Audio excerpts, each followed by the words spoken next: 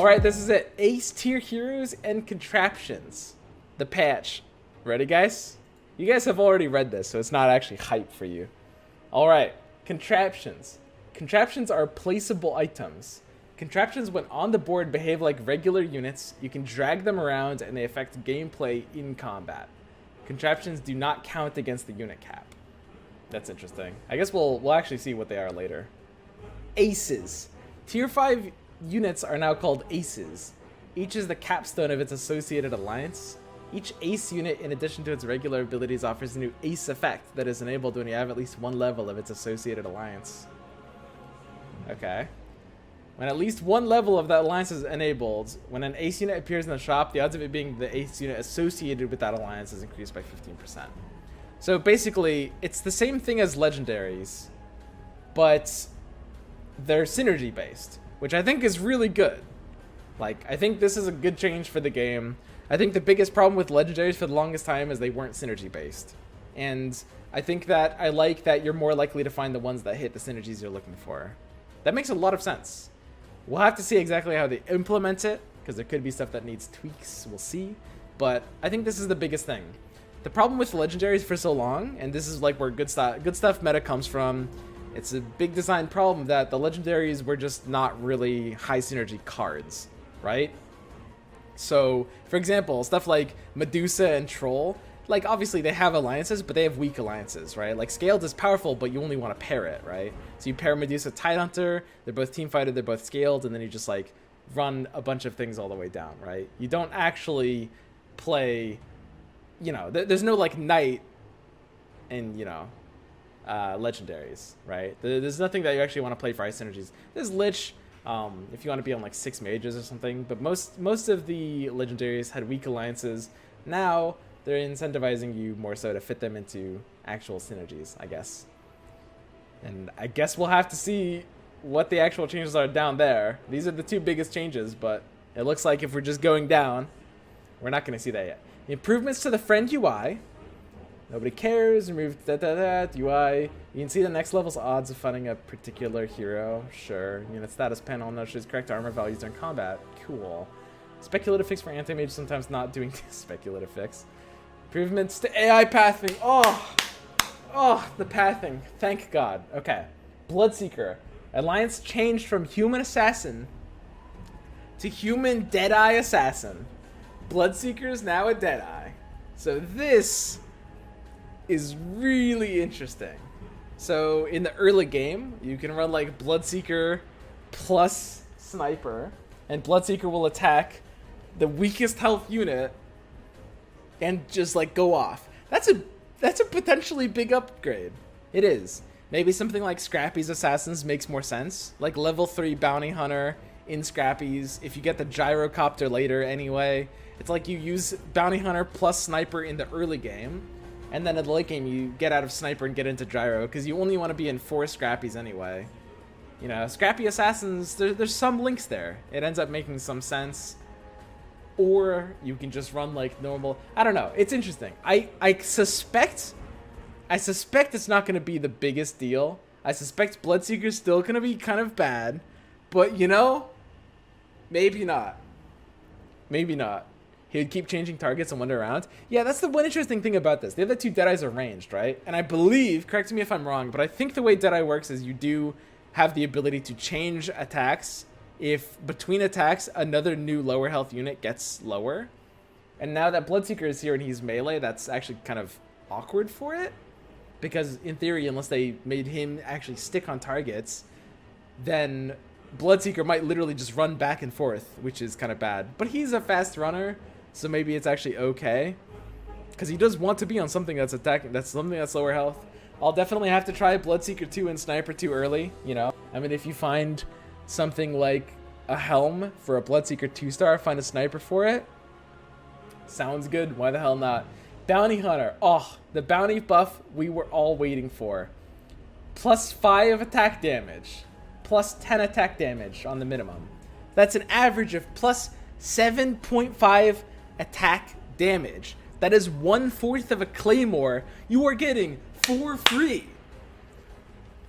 Garbage unit. Disruptor. Draft tier changed from 4 to Ace. Oh, so they're making Disruptor a legendary. Draft tier changed from 4 to Ace for the Warlock Alliance.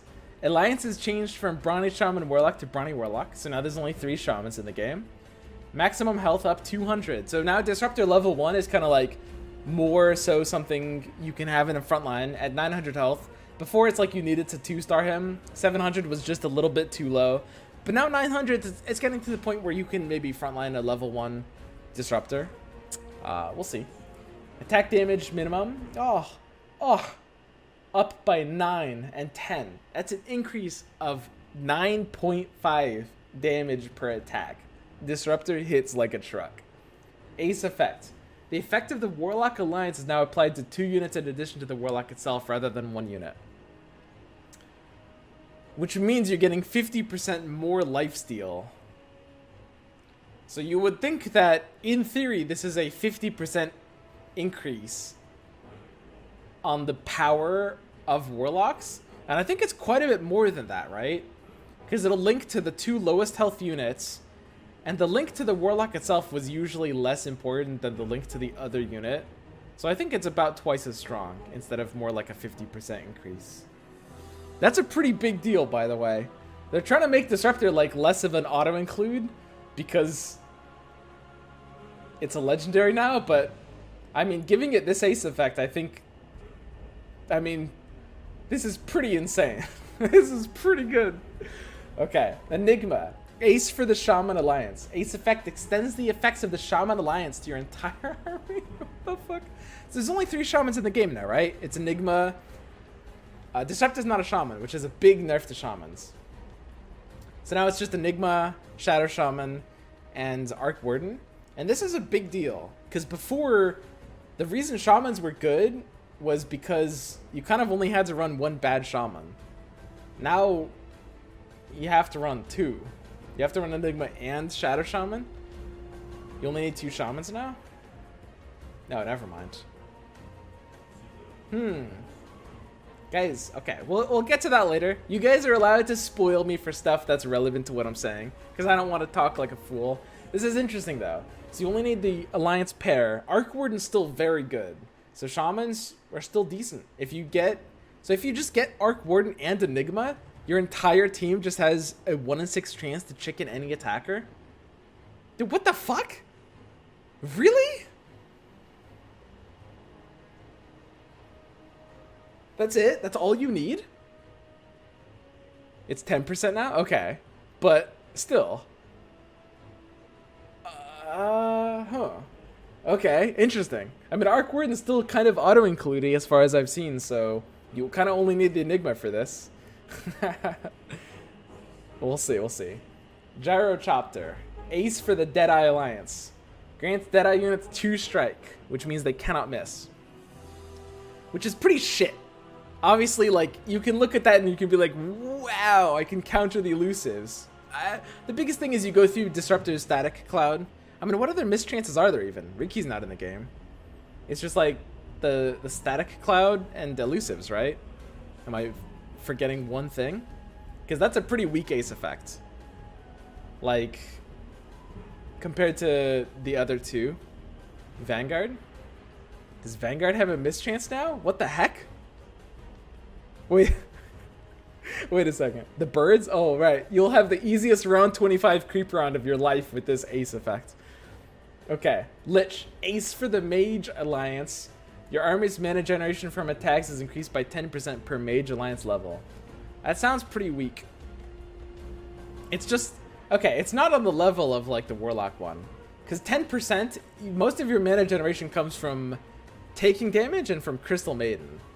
10% per Mage Alliance level, which means if you're in 3 mages, you get 1/10 of a Void Stone, 1/10 of a Brooch of the Aggressor per attacker, which is not very good. Brooch of the Aggressor is already like, it's okay, but 1/10 of it per attacker?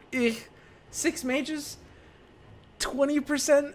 I don't think it's really that good. Don't get me wrong, Lich is still a good hero, and you still will use this, because if you're in mages, and if you find Lich, you will buy Lich, you will put it in your team, and you'll be like, oh, I guess I have 10% now. But it's not like it's not insane. Whereas something like the Warlock one, I mean, this will just win you fights. God, Disruptor's so broken.